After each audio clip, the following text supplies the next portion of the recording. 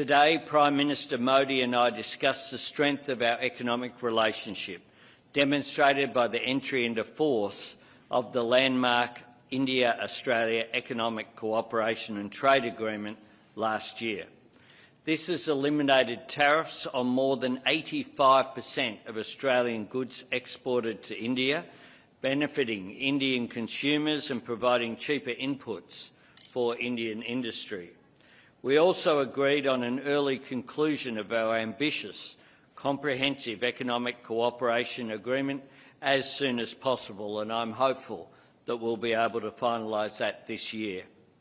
This transformational deal will realise the full potential of the bilateral economic relationship, creating new employment opportunities and raising living standards for the people of both Australia and India.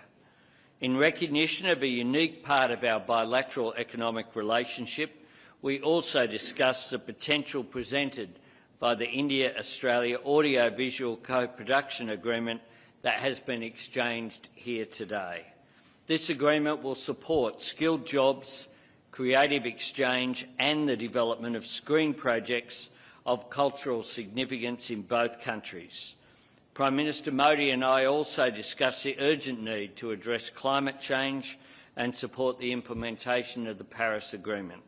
I am proud of the existing cooperation between Australia and India on solar and hydrogen, two technologies that are critical to our energy transition goals, and the opportunities for us to work more closely to secure critical mineral supply chains. I'm pleased that today we have exchanged terms of references for the Australia-India Solar Task Force and are able to announce Australian solar expert Professor Renata Egan and eminent Indian scientist Professor Anil Kothantharil as Task Force co-chairs. The Task Force will provide our governments with advice on opportunities to accelerate solar PV deployment and enhance supply chains.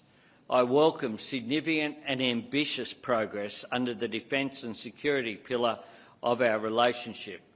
Prime Minister Modi and I discussed the increasingly uncertain global security environment and committed to strengthening the Australia-India Defence and Security Partnership to address shared challenges and work towards an open, stable and prosperous Indo-Pacific.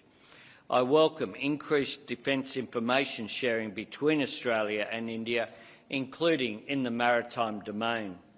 We also discussed Exercise Malabar, which Australia is honoured to be hosting this year.